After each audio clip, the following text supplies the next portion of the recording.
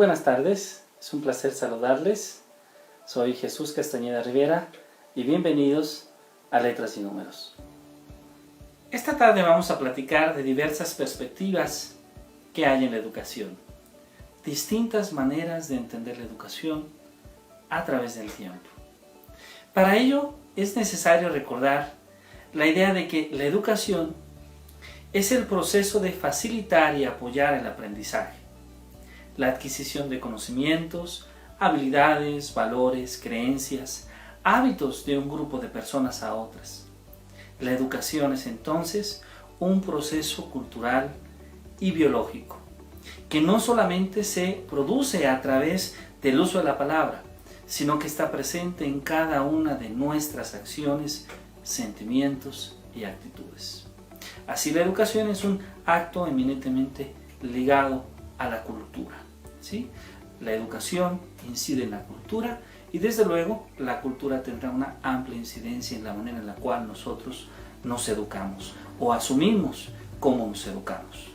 La palabra educación proviene del latín educatio, que significa crianza, o educo, que significa educo o entreno.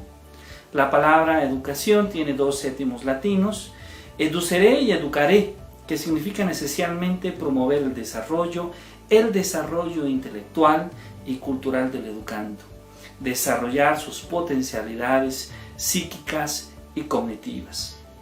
Y bueno, al hablar de educación es necesario hablar de enseñanza como uno de los procesos para educarse. Aunque enseñar no es educar, la enseñanza es una parte muy importante para la construcción de la educación de una persona y una sociedad. Al hablar de educación, es necesario hablar de enseñanza como uno de los procesos para educarse. Aunque es importante mencionar que enseñar no es educar, la enseñanza es una parte muy importante para la construcción de la educación de una persona y de una sociedad. Ahora, una de las primeras maneras de entender la enseñanza la debemos justamente al gran filósofo griego Sócrates. La idea básica del método socrático de enseñanza consiste en que el maestro no inculca al alumno el conocimiento, pues rechaza que su mente sea un receptáculo o un cajón vacío donde se puedan introducir distintas verdades. Para Sócrates, el alumno, el discípulo, es quien extrae de sí mismo el conocimiento. Para Sócrates, el conocimiento reside en el ser humano, pero es necesario redescubrirlo. Y una manera de hacerlo, justamente, es a través de la gestión de preguntas y respuestas, lo que hoy en día llamamos la mayéutica. Así es como dice Sócrates, que nace el conocimiento, así es como pare el conocimiento. La base de las enseñanzas de Sócrates tiene la creencia de la comprensión objetiva de los conceptos de justicia, amor y virtud, el autoconocimiento de la persona. Él creía que todo vicio es el resultado de la ignorancia y que ninguna persona desea el mal. Por otra parte, la virtud es el conocimiento y aquellos que conocen bien actuarán de manera justa. Hace énfasis en la discusión racional y en la búsqueda de las definiciones generales. Y desde luego estas ideas van a influir de manera muy importante en su discípulo más conocido, Platón.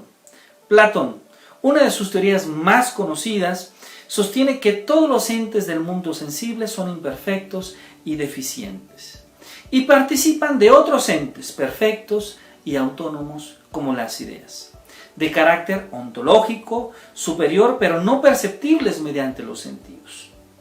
Cada idea es única e inmutable, mientras que las cosas del mundo sensible son múltiples y cambiantes. La contraposición entre realidad y conocimiento es descrita en Platón, ya que considera que la única forma de acceder a la realidad inteligible es mediante la razón y el entendimiento. Y el papel que juegan los sentidos queda relegado y podríamos decir que en muchas ocasiones hasta se puede considerar engañoso. En su obra resalta la dicotomía entre el mundo inteligible y el mundo sensible, y también el conflicto entre la naturaleza y las creencias de la época concernientes al rol de la herencia y del medio ambiente en el desarrollo de la personalidad y la inteligencia del hombre, en la inteligencia del ser humano. Mucho antes del debate entre la naturaleza inclusive y la crianza del hombre en la época de Thomas Hobbes o de John Locke. También en Platón podemos analizar la dicotomía entre el saber y la opinión. Y ahí se anticipa a debates posteriores entre el empirismo y el racionalismo y la distinción entre objeto y sujeto.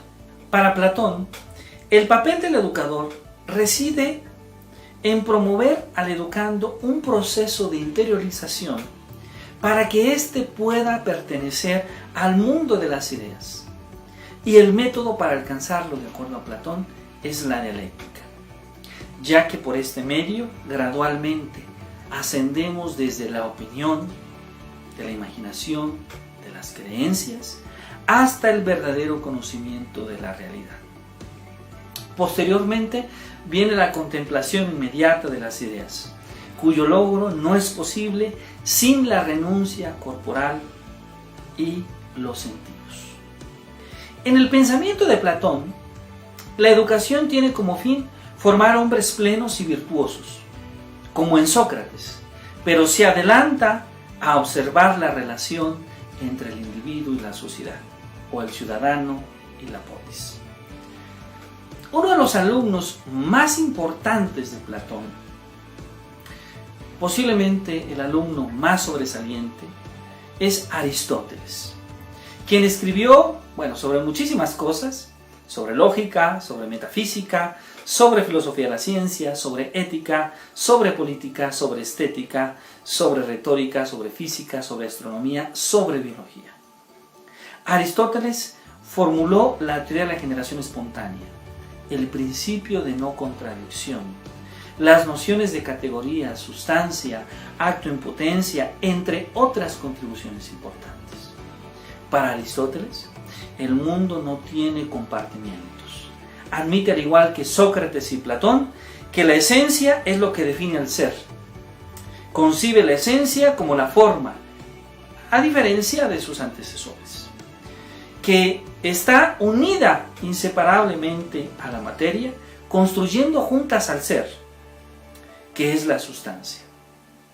La afirmación sobre la importancia del conocimiento sensible y del conocimiento de lo singular para llegar a lo universal abrió justamente Aristóteles las posibilidades a lo que hoy en día podríamos llamar la investigación científica. Aristóteles rechazó la teoría de las formas de Platón, en las cuales las ideas eran la auténtica realidad. Entender entonces estas primeras perspectivas sobre el aprendizaje, sobre el papel de la educación, sobre lo que busca la educación es muy importante, porque tal vez una de las implicaciones, una de las contribuciones más importantes que tiene el pensamiento filosófico en la educación es justamente el poder reflexionar sobre la educación, sobre cuáles deben de ser sus metas, sobre cuáles deben de ser sus fines y cuáles son los métodos más adecuados para alcanzarlos. Es así que damos un gran salto desde la filosofía griega, desde, podríamos decir, la educación griega, hasta hablar de principios del siglo XXI, cuando hablamos ahora justamente de las primeras teorías educativas contemporáneas, de las primeras teorías educativas que van a verse influenciadas de manera muy importante, en primera instancia, por la psicología. Así me permito platicarles entonces sobre el conexionismo de Tordic. Durante cerca de medio siglo, una de las teorías del aprendizaje que más predominó en los Estados Unidos fue justamente la teoría de Edward Tordic, publicada en sus inicios en un artículo que llamó La inteligencia animal en 1898. Para Tordic, la forma más característica del aprendizaje, tanto en los animales como en el ser humano, es el proceso por ensayo y error. O como lo refirió, como él mismo lo nombró más tarde, selección y conexión. Tordic colocó la motivación en primer plano. Los ensayos no se definieron por la repetición de una lista de ellos, como lo había hecho ya anteriormente Binghus, o que fueran determinados por el número de minutos de práctica, como también lo había hecho ya Bryan y Harter, sino por medio de la ejecución previa al alcance de una meta, con el éxito o sin el éxito. ¿Sí? Se dio cuenta que su ley del efecto había añadido un complemento importante a la conocida ley de formación del hábito por repetición. Pero la práctica sin celo, con igual comodidad en el éxito y en el fracaso, no se perfecciona. Y el sistema nervioso se aparta de los modos en que se ejercita con incomodidad resultante. Si se omite la ley del efecto cuando la formación del hábito se reduce a un supuesto efecto de la mera repetición. Así lo escribe Edward Tordic en 1931. El interés en las recompensas y los castigos que se desprendió de sus experimentos con animales se mantuvo cuando comenzó a prestar atención al aprendizaje en las escuelas. Su punto de vista sistemático se comprende mejor a través de 3 leyes a las que hacemos referencia. Las leyes justamente de la preparación, del ejercicio y del efecto. ¿Sí? La ley de preparación, que es justamente un principio accesorio que transcribe un sustrato psicológico para la ley del efecto. Enuncia las circunstancias en las que el ser humano que aprende tiene que sentirse satisfecho o molesto, aceptar o rechazar. Y estas circunstancias Tordic las describe de 3 maneras. Cuando una unidad de conducción está preparada para conducir, la conducción por ella es satisfactoria. Si no se hace alterar su acción. Segundo, es algo molesto para una unidad de conducción preparada para conducir el no hacerlo, y provoca cualquier respuesta que la naturaleza haya dispuesto por conexión, falta particular, molesta. Y Tordic nos dice una tercera. Cuando una unidad de conducción para el efecto es forzada a hacerlo, la conducción se convierte en algo molesto. Si en vez de usar el concepto de unidad de conducción, usamos el término tendencia a la acción, se aclara entonces el significado psicológico de la ley de preparación de Tordic. Cuando una tendencia a la acción es activa, mediante ajustes, posiciones y actitudes preparatorias, el cumplimiento de la tendencia a la acción resulta satisfactorio y el incumplimiento resulta molesto. ¿Sí? Bueno, por preparación hay que entender entonces alistarse para esa acción. La antigua ley del ejercicio se refiere al fortalecimiento de las conexiones mediante la práctica, una especie de ley del uso, y al debilitamiento de las conexiones u olvido cuando la práctica se interrumpe, una especie de ley del desuso. El fortalecimiento se define por el aumento de la probabilidad de que se produzca una respuesta cuando vuelva a presentarse esa situación. Y claro, también Tordic se refiere a la antigua ley del efecto, que se va a referir al fortalecimiento o debilitamiento de una conexión en virtud de sus consecuencias. Cuando se establece una conexión modificable y va acompañada o seguida de un estado de cosas satisfactorias, la fuerza de la conexión aumenta. Si se establece la conexión y va seguida de un estado de cosas molesto, entonces la fuerza disminuye. Los críticos han hecho 2 obsesiones principales a la ley del efecto.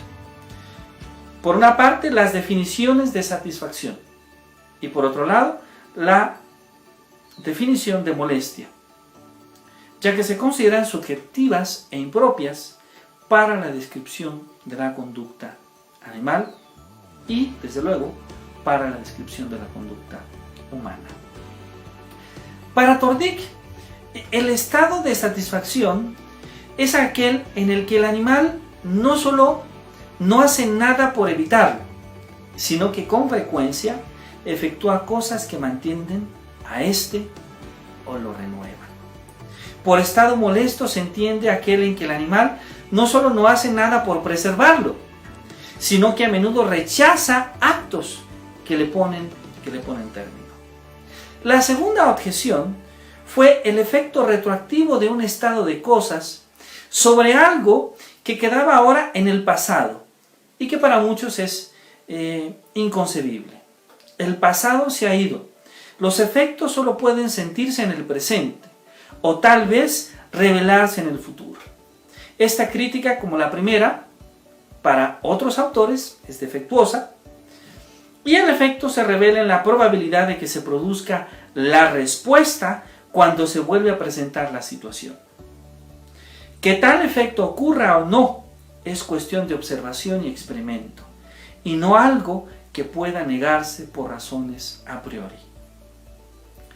Para Tordic afirma en esta ley que las recompensas o éxitos fomentan el aprendizaje de la conducta recompensada, mientras que los castigos o los fracasos reducen la tendencia a repetir el comportamiento que condujo al castigo o al fracaso o la molestia. Las leyes primordiales de la preparación, del ejercicio o del efecto tenían 5 leyes subsidiarias válidas tanto para el aprendizaje animal como para el humano. Entre estas figura una, la del cambio asociativo, que es tan semejante a una variedad de teoría de respuesta condicionada que merece desde luego una mención especial, aun cuando ocupó el 5º lugar en la lista de estos principios subordinados, que son respuesta múltiple. El primer principio es respuesta múltiple. Para que una respuesta sea recompensada, tiene que producirse. Segundo, disposición o actitud. Un principio que establece que el aprendizaje está guiado por una actitud total o una disposición del organismo. Tercero, predominancia de elementos. El que está aprendiendo es capaz de reaccionar selectivamente elementos predominantes del problema. Cuarto, respuesta por analogía. ¿Cómo reacciona el ser humano en situaciones novedosas? Respondiendo a algún elemento de una nueva situación para el que ya tiene una respuesta en su repertorio. Las respuestas pueden explicarse siempre en función de las adquisiciones viejas, junto con tendencias innatas a responder. Nada tiene de misterio las respuestas a la novedad para Tordic. Y quinto, finalmente, el desplazamiento asociativo. Si una respuesta puede mantenerse intacta a través de una serie de cambios en una situación estimulante, podrá producirse ante un estímulo totalmente nuevo. Como Tordic en 1913 lo expresa, podemos hacer que cualquier respuesta que el sujeto estimulado sea capaz de emitir quede asociada a determinada situación a la cual es sensible. Tordic observó 3 elementos que afectaban el control de aprendizaje de los alumnos en el salón de clase. Estos 3 elementos fueron facilidad para descubrir los lazos o conexiones que han de formarse o de romperse. Facilidad para descubrir los estados de las cosas que deberán satisfacer o molestar. Y tercero, la facilidad para aplicar la satisfacción y malestar a los estados de las cosas descubiertos. Para los maestros es necesario diagnosticar los errores para que no se repitan, de acuerdo a Tordic.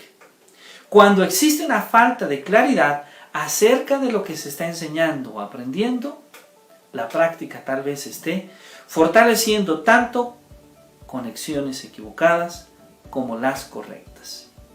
Y bueno, Tordic en su teoría menciona 5 auxiliares para el mejoramiento de la enseñanza. Interés en el trabajo, número 1. Interés en mejorar. Significación o sentido de aquello que buscamos que nuestros alumnos aprendan. Tener una buena actitud ante el problema. Y 5, desarrollar nuestra atención.